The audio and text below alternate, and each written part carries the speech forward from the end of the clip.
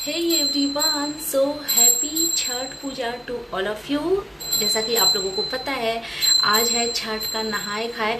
तो मैंने सोचा कि ये ना एक मेमोरी रहेगी। इसके लिए आज मैं पूरे नहाए खाए का भी और खरना जब होगा तो खरना का एक एक वीडियो मैं शूट करूँगी, ताकि हमारे पास ये मेमोरी रहे हमेशा के लिए। तो आज है छठ का नहाए खाए और मैंने सुबह सुबह नहा धो लिया है, पीला सिंदूर लगा लिया है, सूर्य भगवान को जल दे दिया है, छठी मैया को मन से प्रणाम कर लिया है। और आप सभी को भी छठी मैया का आशीर्वाद बने, सबके ऊपर कृपा दृष्टि उनकी बनी रहे।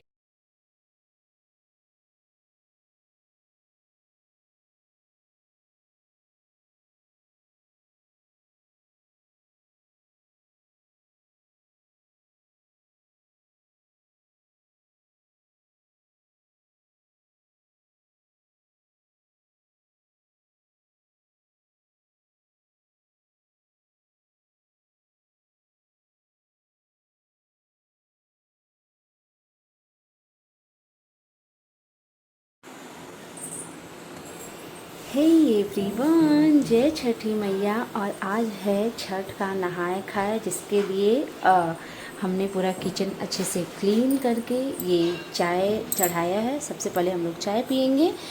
तो ये चाय है और ये देखिए मैंने चीनी और ये चाय पत्ती अदरक ये सब मंगवाया है, क्योंकि नया नया ही यूज़ करना होता है। पहले का जो यूज़ किया हुआ होता है उसको नहीं यूज़ करते हैं।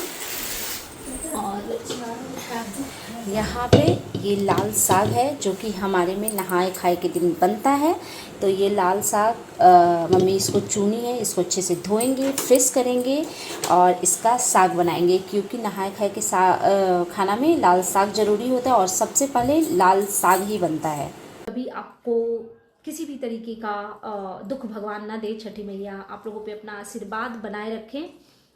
सो that's it, bye bye, take care, lots of love. और सबसे पहले जैसा कि आप देख सकते हो, ये मैंने चाय चढ़ाया है। ये चीनी पत्ती, मतलब आज जो भी चीज़ें होती है ना, सब कुछ न्यू न्यू ही यूज़ किया जाता है। जैसे कि अगर अमनिया भी है तो पहले का चीनी पत्ती वगैरह आप यूज़ नहीं कर सकते हो, तो इसलिए सब कुछ नया नया मंगवाया गया है। और मेरी चाय अच्छे से बॉयल हो रही है और हम लोग 3 लोग छठ करें, एक मैं और एक मेरी मम्मा और दूसरी मेरी जो भाभी की मम्मा है वो। तो सब कुछ आपको दिखाएंगे। आई होप कि आपको हमारा ये जो आज का वीडियो है वो इंटरेस्टिंग लगेगा, मज़ा आएगा। और ये है लाल साग, क्योंकि हमारे में छठ के नहाए खाए के दिन साग बनता है और हम बिहारियों के लिए मतलब बोला जाता है कि लाल साग जो होता है वो सगुन होता है, तो हर एक शुभ चीज़ में बनता है। तो सबसे पहले हम लोग साग से ही शुरुआत करेंगे। छठी मैया का जो नहाए खाए वाला प्रसाद जो बनता है उसमें सबसे पहले हम साग बनाते हैं। तो अभी फ़िलहाल आप जैसा कि देख रहे हो चाय चढ़ा हुआ है, तो चाय हो ही गया है ऑलमोस्ट। तो सबसे पहले अभी चाय पियेंगे एंड देन उसके बाद शुरुआत करेंगे खाने बनाने का। और ये जो सूट मैंने पहना है इसको मैंने सिर्फ और सिर्फ नवरात्रा में पहना था। मतलब नवरात्रा का बेसिकली मैंने पूजा किया है, उसके बाद इस सूट को मैंने नहीं पहना है। और मैं हर साल जो भी नवरात्रा का वो कपड़ा रहता है उसको मैं रखती हूँ कि इसमें मैं नहाए खाए का खाना पीना बना सकूँ। वैसे तो मैं मायके ससुराल में रहती थी तो मेरी देवरानी बनाती थी, यहाँ पे भी मेरी भाभी और मैं मिल करके बनाऊँगी। तो ये सूट मैंने पहन लिया है जो कि एकदम शुद्ध है। यही मैं जब क्रिटिसाइज़ करती हूँ बहुत सारे ब्लॉगर को, तो मैं कहती हूँ कि ये लोग शुद्धता और पवित्रता का ध्यान नहीं रखते। इसीलिए मैंने सोचा कि मैं एक एक चीज़ को अच्छे से दिखाऊंगी। जैसा कि आप देख रहे हो ये चूड़ी भी मैंने आज पहना है नया नया, क्योंकि अब हर एक चीज़ में ना वो चूड़ी चेंज हो करके ही काम होता है। तो चलिए जो भी करेंगे जैसा भी करेंगे वो आपके साथ शेयर करेंगे कि हम बिहारी किस तरीके से छठ पर्व को कितना शुद्धता और पवित्रता का ख्याल रखते हुए हर एक नियम को अच्छे से करते हैं। और बस होप करूँगी कि आपको हमारा ये वीडियो जो है आज का पसंद आया। वैसे तो मैं ब्लॉगर नहीं हूँ, बट फिर भी मेरे को मन था कि मैं ये बनाऊँ। सो चलिए ठीक है, फिर अब आगे जो भी करेंगे आपके साथ शेयर करेंगे। तब तक के लिए बाय बाय। सो ये चाय बन गया है और मैंने गिलास में चाय लिया है। ऐसे तो मैं एज यूजल कप में ही चाय पीती हूँ, मेरे को गिलास में मुँह जल जाता है। बट क्योंकि आज जो भी खाना बनता और हम लोग खाते हैं वो शुद्ध बर्तन होता है, मतलब बेसिकली वो लहसुन प्याज वाला नहीं होना चाहिए।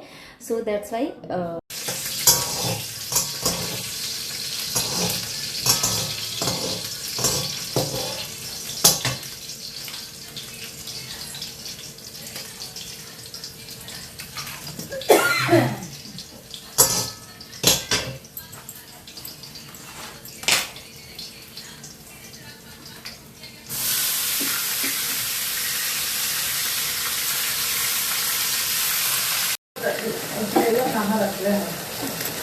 काटा है तो काट लेते हैं। हाँ ये काट दो। हम काट देंगे आंटी को।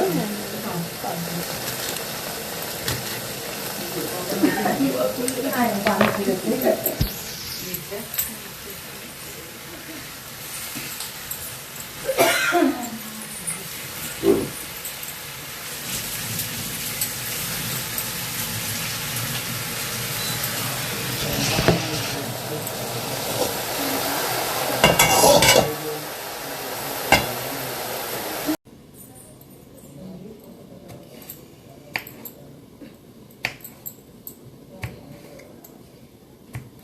तो यहाँ पे जैसा कि आप देख सकते हो मैं कद्दू कट कर रही हूँ सब्जी बनाने के लिए, क्योंकि नहाए खाए का जो खाना होता है उसमें सबसे इम्पॉर्टेंट कद्दू की सब्जी ही होती है। मतलब दाल चावल तो ऑफ कोर्स अरवा चावल बनता है, एंड चने की दाल और कद्दू की सब्जी, आलू गोभी की सब्जी, धनिया पत्ता की चटनी और क्या लाल साग, और ऑब्वियस सी बात है दही, क्योंकि दही के बिना हमारे यहाँ पे कुछ भी शुभ कार्यक्रम कंप्लीट नहीं होता भोजन का। तो दही मोस्ट इम्पॉर्टेंट है और लाल साग। तो देखते हैं, अभी शुरुआत हो गई है, बन रहा है। और पता है जब गांव में छठ वगैरह होता है ना तो बहुत हेक्टिक हो जाता है शेड्यूल, क्योंकि बहुत ज़्यादा खाना बनता है। जिन जिन के यहाँ पे छठ नहीं हुआ होता है उन सबको भी आप बुलाते हो प्रसाद वगैरह खाने के लिए, लेकिन शहर में उतना नहीं होता, क्योंकि बहुत कम लोग ही आते हैं, क्योंकि बहुत सारे लोगों को पता ही नहीं है छठ के बारे में। और बाहर में ना मतलब वैसा वाला इन्वायरमेंट नहीं होता।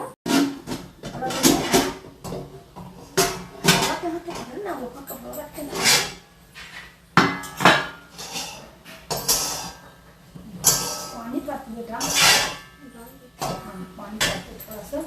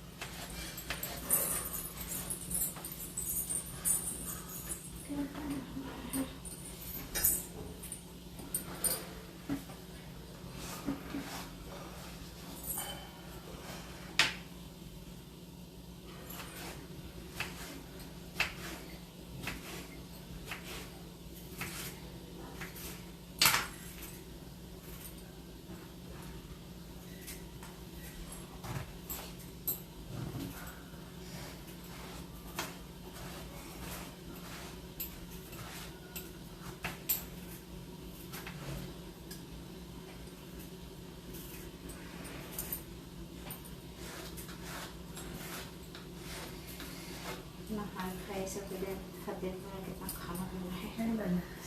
हाँ मैंने जब सब आधा खाना बन चुके हैं अभी से सब। आगे मुझे लगा कि 2-3 बजे 4 बजे ना हम नहीं लेट हो जाए ना, हमारे नहीं लेट ना होते, लेट होती तो सब खिलाते पिलाते रखेंगे, अपने खाते रहे ना, खाते पीता ही। ये में लेट हो ही जा रहे हैं। हमने तो कितना बड़े इधर सब काट के रखा है तब वो लेट हो जाए। तो आप अकेले हैं ना आंटी? हैं? आप अकेले हैं ना? नहीं अकेले नहीं करते हैं, अकेले कर भी नहीं करते हैं। किसी को बुलाते हैं तभी करते हैं। हाँ अच्छा, छोटा अकेले अच्छी मेरा ससुराल में तो मना करती है आना तो ससुराल अच्छा ना वो ना करते हैं तो हमारा कर लेने का मैं ये मानना करेगा नहीं पर वो तो ना करेगी तो ये टूट जाएगा हम वही क्यों तुम नहीं चढ़ा हम चढ़ा लगा वो इतना तुम नहीं चढ़ा वो जैसे ही पढ़ा रखा है पता है दलिया देख ले रहा है बेटा। कौची देखेगा एक में कुछ ना हाँ हाँ तो पेट से दाल लावन दाल है।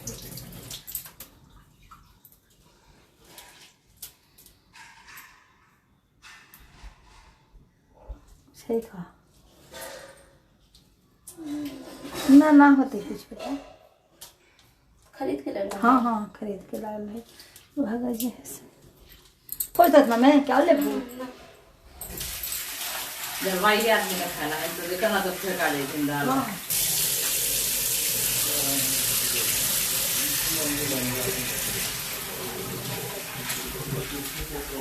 आय आंटी जी, हमको एक बात बताइए, मुल्ली चढ़ता बनता है? हाँ हम लोग यहाँ बनता है। हमको मतलब जैसे मुल्ली चढ़ता है ना सूप पे, चढ़ता है? ऊपर चढ़ता है लेकिन जलाता है। हाँ आज जलाता है और उस दिन सूप पर चढ़ता है ना, लेकिन आज जलाता है। हाँ आज जला है। हाँ आज जला था। लोग खाता भी है, बच्चे भी खाते हैं। हाँ कुछ नहीं।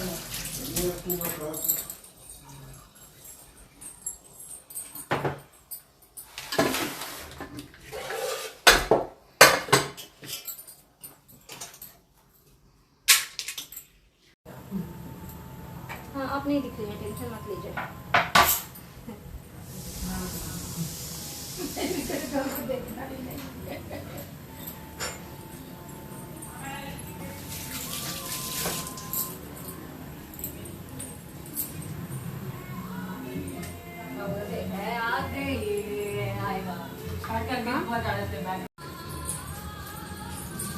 हे एवरीवन, सो जैसा कि आप देख सकते हैं मेरा कुछ कुछ नहाए खाए का खाना बन गया है। बेसिकली दाल बन गया है जो कि वहाँ पे रखा हुआ है। हाँ जाइए ना आंटी जी, कोई दिक्कत नहीं है। वहाँ पे दाल बन गया है और लाल साग बन गया है एंड कद्दू, क्योंकि वो बाहर वाला कद्दू होता है ना, उतना वो गांव के कद्दू जैसा फ्रेश नहीं होता है, तो उसको सीजने में थोड़ा टाइम लगता है। तो कढ़ाई में था तो उसको मैंने कुकर में कर दिया है। और ये जो कुकर और कढ़ाई आप देख रहे हैं, भले ये पीतल का नहीं है, बेसिकली मतलब हमारे घर में पीतल में ही बनता है, बट यहाँ पे बेंगलोर में सब कुछ पीतल पॉसिबल नहीं था, तो हम लोगों ने इसको खरीदा है और सब न्यू है, जो कि आज फर्स्ट टाइम यूज हो रहा है। तो ये जो कुकर है इसमें मैंने कद्दू को उसमें ट्रांसफर कर दिया है और अभी कढ़ाई में आलू गोभी की सब्जी बनाएंगे, मतलब फ्राई वगैरह करके उसको भी कुकर में डालेंगे। तो इसमें हमने घी डाल दिया है और अभी सिर्फ गोभी डालेंगे, गोभी को अच्छे से फ्राई करेंगे एंड देन फिर उसके बाद कंटिन्यू करेंगे और जितना पॉसिबल होगा आपके साथ जरूर शेयर करेंगे।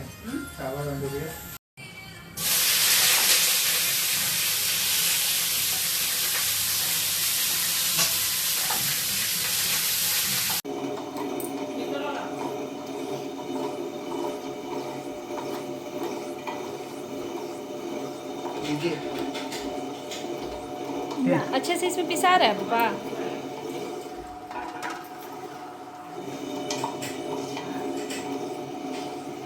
बना देते तो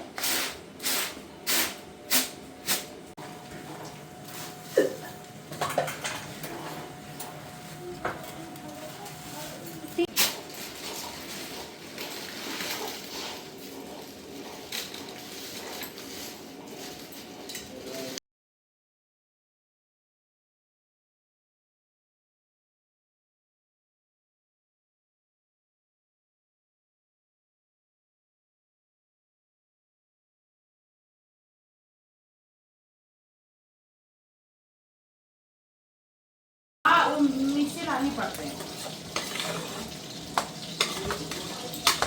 और पिसाते निकाल के कितना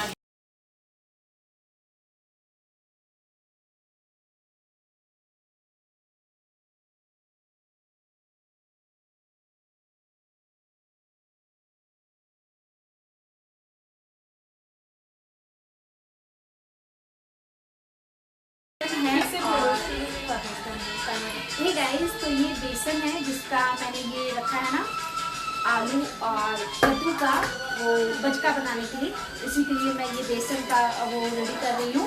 और इसके बाद बस यही लास्ट हमारा बच गया है, बचका बनाएंगे। बाकी चीज़ ऑलमोस्ट चीज़ें ऑलमोस्ट सारा ही कुछ हो गया है, बस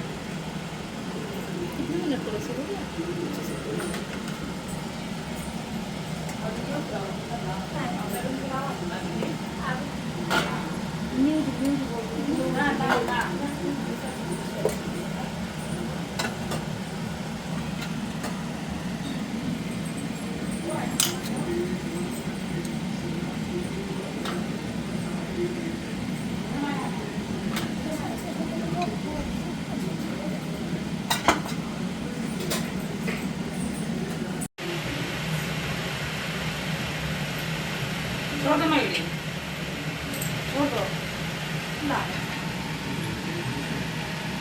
ठीक है ना? तुम्हारा पकौड़ी इसमें दे दे, वो प्लेट छोटा है। ये वाला नहीं हम ले लेंगे, स्टील इसमें दो, वही में दे दो इसमें सब कुछ नहीं आ पाएगा। हाँ जैसे बेटा इसमें आप नथी डाल दीजिए, तुलसी पत्ता। हाँ हाँ डाला जी। नहीं मेरी स्टील की ले लिया और राशन ला, अभी ये ले जाओ ना, इसमें और बाकी सब देखना है। चावल चाहिए कर दो ना भैया।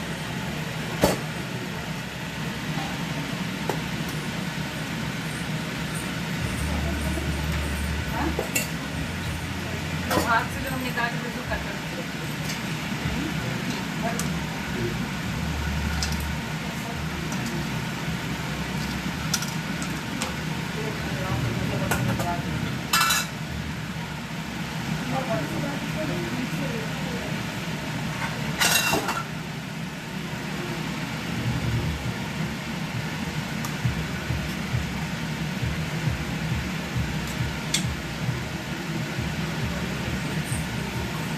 मैं लगा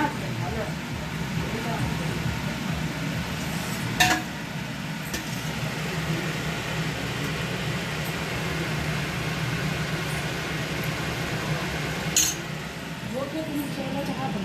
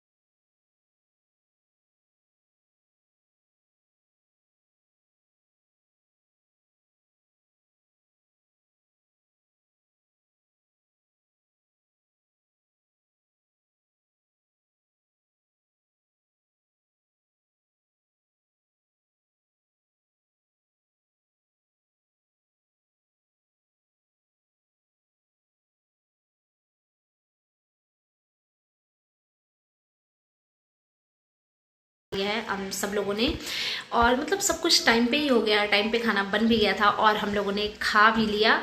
और मैंने छोटी छोटी क्लिप रिकॉर्ड करने की कोशिश की है, क्योंकि आप लोगों को पता है कि मैं कोई डेली व्लॉगर नहीं हूँ, मेरा जो कंटेंट है वो डिफरेंट है, मैं एक जगह पे बैठ करके बस किसी पे रिव्यू देती हूँ, तो ये थोड़ा सा मेरे लिए डिफ़िकल्ट था। बट फिर भी मैंने एक कोशिश किया है कि मतलब लाइफ टाइम मेमोरी मेरे पास रहेगी कि मैंने अपने भाई भाभी के घर में जब छठ किया था तो वो कैसा था सब कुछ।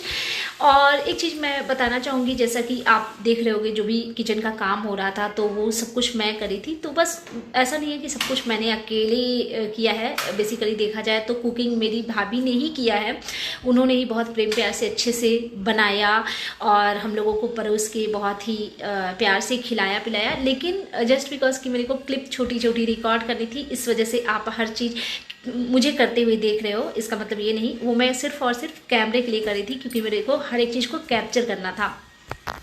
और ऐसा नहीं है कि मेरी भाभी कैमरे पे नहीं आ सकती थी या अनकंफर्टेबल थी, बट जैसा कि आप लोगों को पता है कि मेरा जो यूट्यूब पे कंटेंट है वो कुछ डिफरेंट है। जैसा कि मैं रिएक्शन देती हूँ, कुछ लोग मुझे पसंद भी करते हैं लेकिन बहुत सारे लोग मुझे नापसंद भी करते हैं, तो इसी वजह से मैं खुद कंफर्टेबल नहीं थी कि मैं अपनी फैमिली को ऐसे कैमरे पे लाऊं। और होप करती हूँ कि आप लोगों की मेरी ये छोटी सी कोशिश अच्छी लगी होगी। बेसिकली मैं इस वीडियो में दिखाने की कोशिश कर रही थी कि हमारे बिहार में एज अ बिहारी हम किस तरीके से छठ महापर्व को करते हैं, क्योंकि मैंने बहुत सारे क्रिएटर को देखा है कि वो लोग जैसे कि पिछली साल मैंने कुछ लोगों पे रिएक्शन भी दिया था। छठ के नहाए खाए के दिन शाम में मैंने देखा कि उनके घर में लहसुन प्याज वाले खाने बन रहे थे।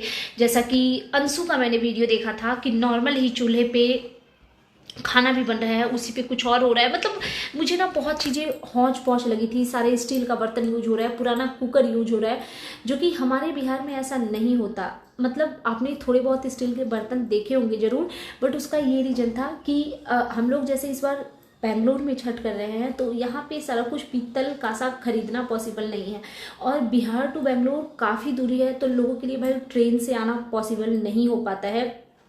कोई 3 दिन तक ट्रेन में मुझे नहीं लगता कि कोई रह पाएगा, बहुत मुश्किल हो जाता है। हालांकि जर्नी करने वाले लोग करते हैं, बट मेरे पेरेंट्स थोड़े बुजुर्ग हैं, थोड़े से हेल्थ इश्यूज़ भी हैं, तो उनके लिए 3-3 4-4 दिन का ट्रैवल बहुत ज़्यादा हो जाता है। अब फ्लाइट में एक मेंबर पे आप 15 kg ही ला सकते हो, तो आप समझ सकते हो। तो जो भी चीज़ें हुई है सब कुछ यहाँ पे खरीदा गया है। अगर ये छठ आपने धनबाद का या मेरे गांव का मायके का देखा होता तो आपको एक भी स्टील का कुछ नज़र ही नहीं आता।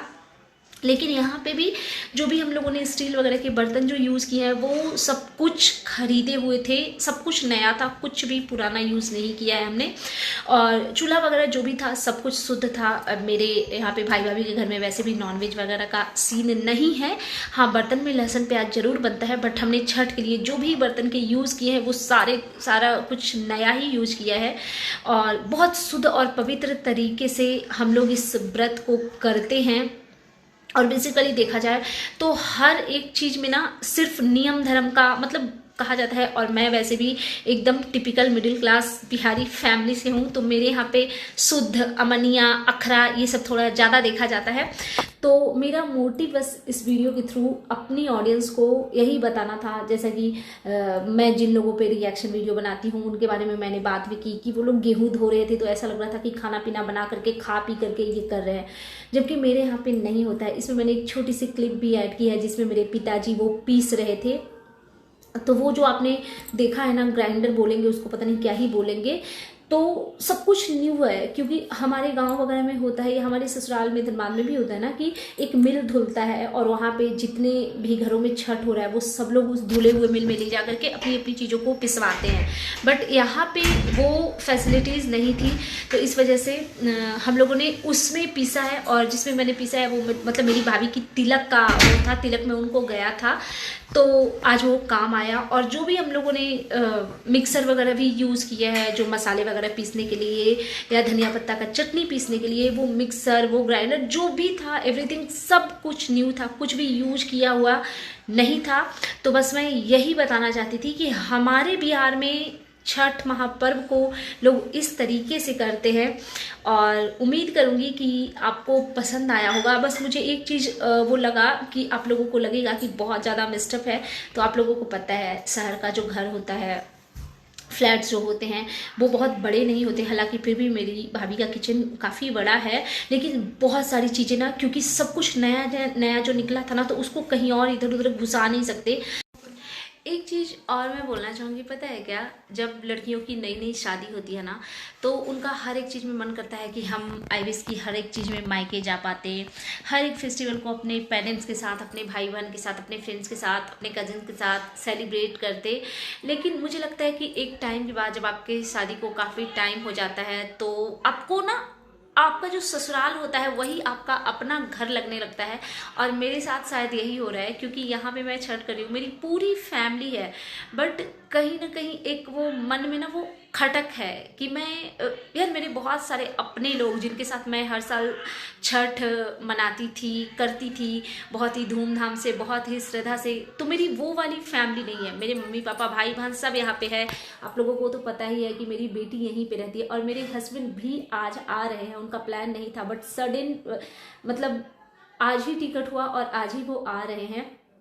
सोचा नहीं था कि वो आएंगे, क्योंकि काफ़ी बिजी शेड्यूल था, बट फिर भी मतलब एक मैं बहुत इमोशनल हो रही थी। तो मैं अपने इन लॉज फैमिली के बिना मुझे नहीं अच्छा लगता, क्योंकि मुझे ऐसा लगता है कि मेरी शादी हो गई, मेरा अपना ससुराल है, मेरा फैमिली है, तो मेरी फर्स्ट प्रायोरिटी वही है।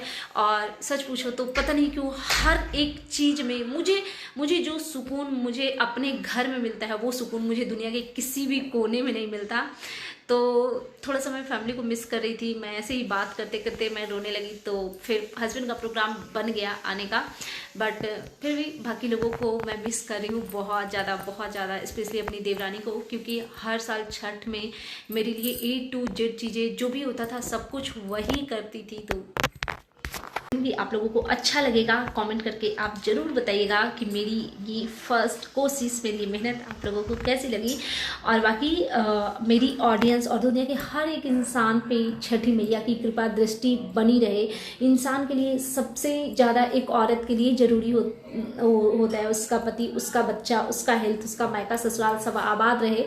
तो मेरी तरफ से हर किसी को यही ब्लेसिंग्स है कि कभी आपको किसी भी तरीके का दुख भगवान ना दे। छठी मैया आप लोगों पे अपना आशीर्वाद बनाए रखें।